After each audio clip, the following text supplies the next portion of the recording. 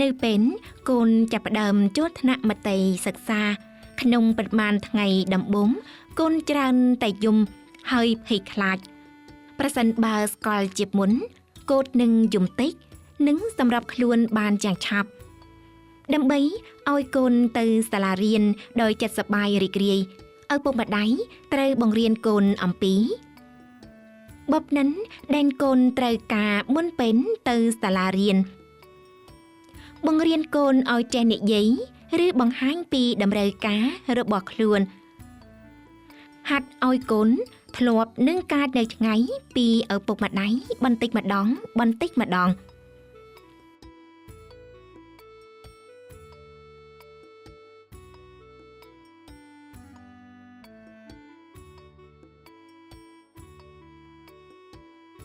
ំណិនទី1បំណិនដែលកូនត្រូវការមុនពេលទៅសាលាមត្តេយ្យសិក្សា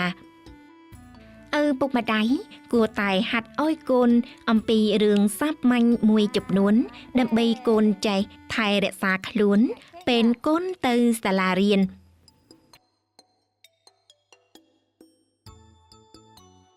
ចាយប្រើពែងផឹកទឹកចែកញ៉ាំខ្លួនឯង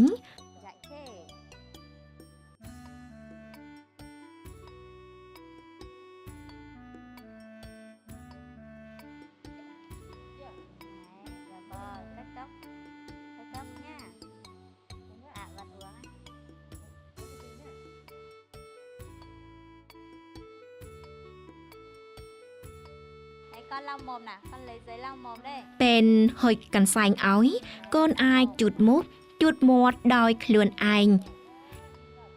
Con bỏ dép ra nè, cất dép để ở kia kìa. ចែកដោះស្បែកជើង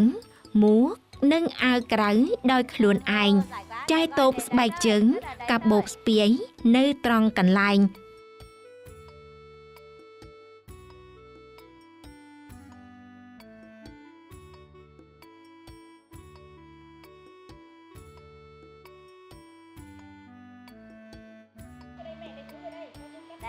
សម្គាល់បានរបស់របរប្រើប្រាស់ផ្ទាល់ខ្លួនរបស់ខ្លួន Khăn nở, cất vào túi nhá, áo nữa.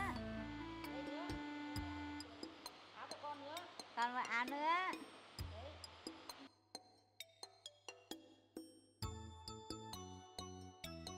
ចែកទាញខោចុះ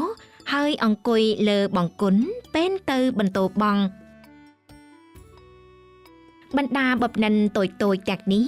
ជួយកូនឲ្យកាន់តែមានទំនុកចិត្តនឹកងាយស្រួលសម្រាប់ខ្លួនក្នុងបរិស្ថានថ្មី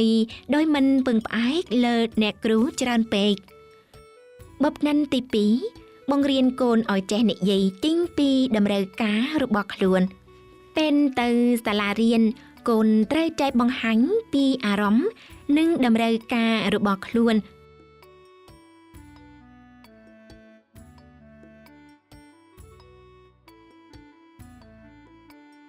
ពេលឈឺចាប់គឺនិយាយថាឈឺចាប់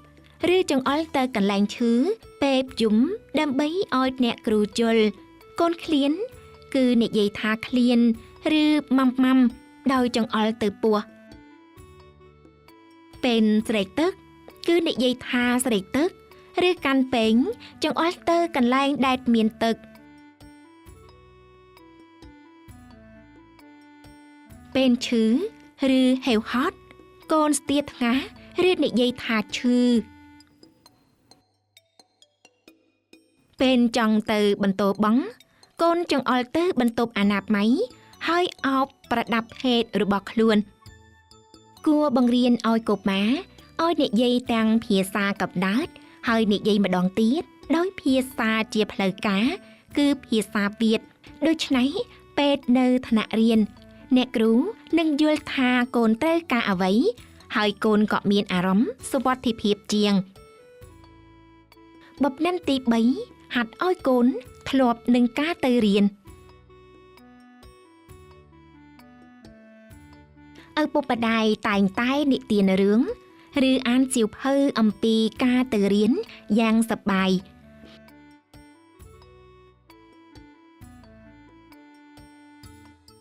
ពេលខ្លះឪពុកម្ដាយនាំកូនទៅសាលាមត្តេយ្យដើម្បីមើលលេង និងស្គាល់ជាមួយមិត្តដទៃទៀតឪពុកម្ដាយរៀបចំកាបូបស្ពាយឲ្យកូនហើយបិទឈ្មោះកូនពីលើ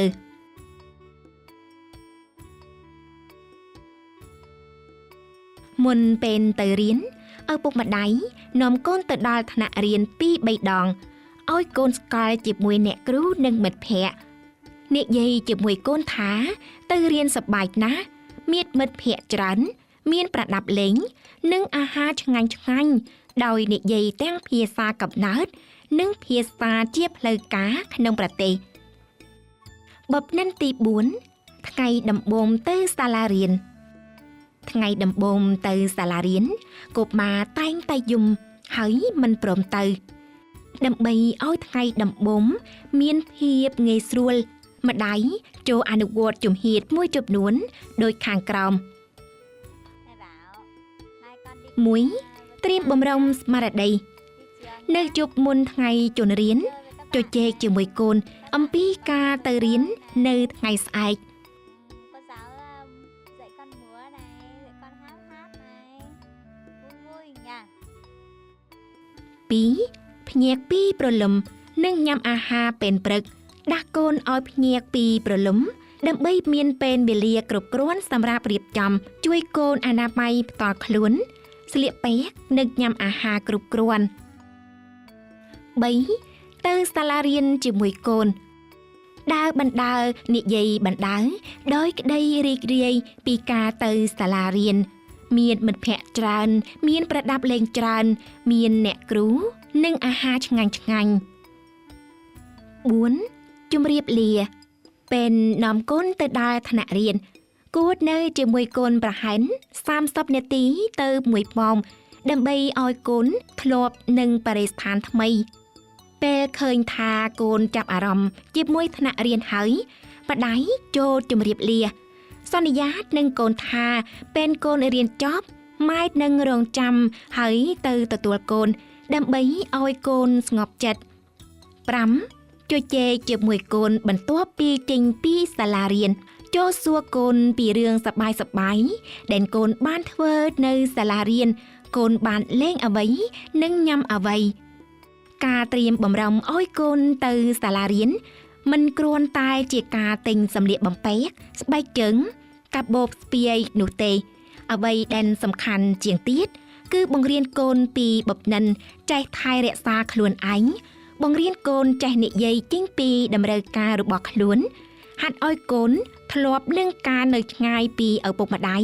និងធ្វើឲ្យកូនមានការស្ងប់ចិត្តពេលទៅសាលារៀន